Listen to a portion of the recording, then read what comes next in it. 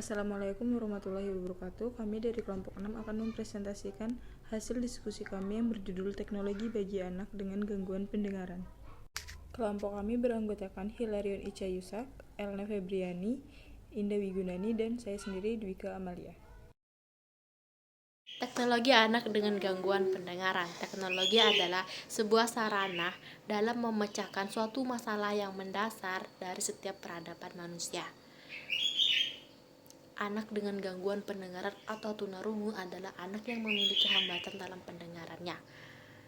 Fungsi teknologi untuk anak tunarungu adalah untuk membantu mereka melakukan kegiatan sehari-hari mereka. Nah, jenis teknologi untuk anak tunarungu. 1. Google Speed. Google Speed adalah sebuah aplikasi yang mengubah suara atau audio menjadi sebuah tulisan. Aplikasi yang kedua adalah Dev Communicator. Dev Communicator bisa diperoleh atau diunduh di Google Play Store. Tampilan dari aplikasi ini memiliki beberapa fungsi, seperti pengenal suara, text to speech, pengaturan, berbagi, dan pengisian kuesioner. Pengguna dapat menggunakan aplikasi Dev Communicator dengan cara menekan tombol pengenal suara. Maka aplikasi akan siap untuk mendengarkan suara atau audio, kemudian menjadikannya tulisan atau sebuah teks.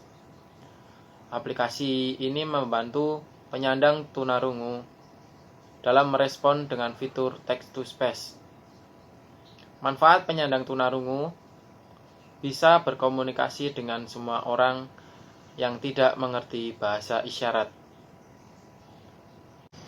Teknologi atau aplikasi yang ketiga, yaitu Kotor Amat atau kreator kalimat.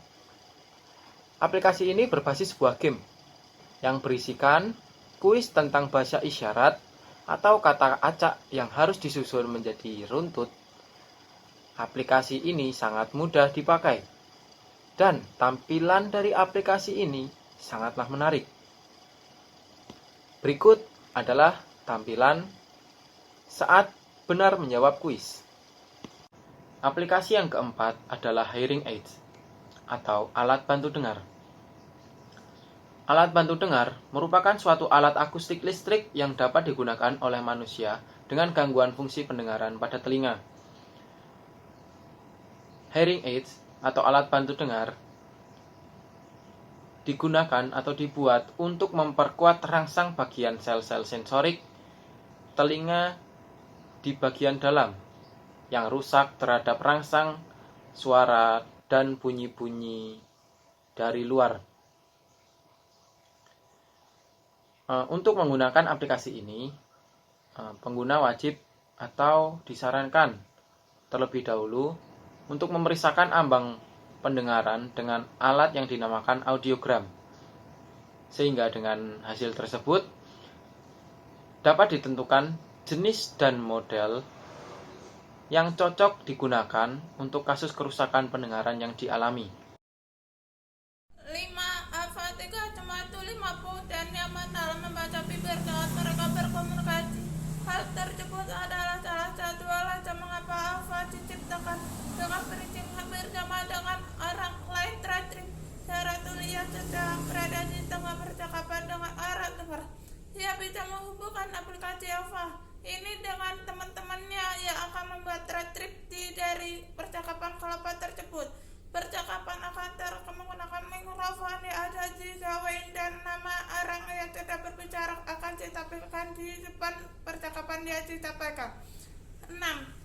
Rogerfast adalah sebuah aplikasi yang memproduksi transkripsi yang bisa memuat lebih dari 100 bahasa yang berbeda. Tulis bisa menggunakan gawai mereka yang sudah diinstal aplikasi ini untuk melakukan percakapan dengan orang lain dan akan menerima teks terketik pada gawai mereka dari apa yang orang lain katakan. Selanjutnya ada aplikasi Foxy. Aplikasi Foxy ini sama seperti yang lain, berbasis speech to text.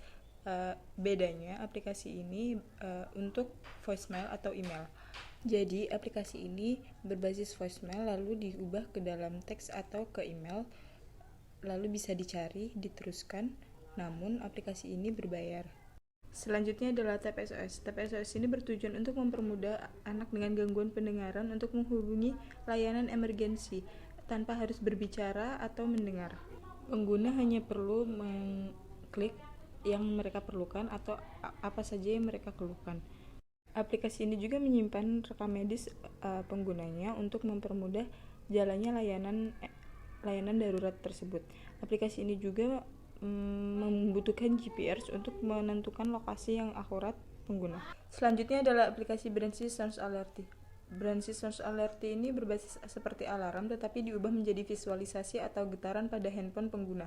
Aplikasi ini bertujuan untuk memberitahu pengguna jika ada sesuatu yang terjadi.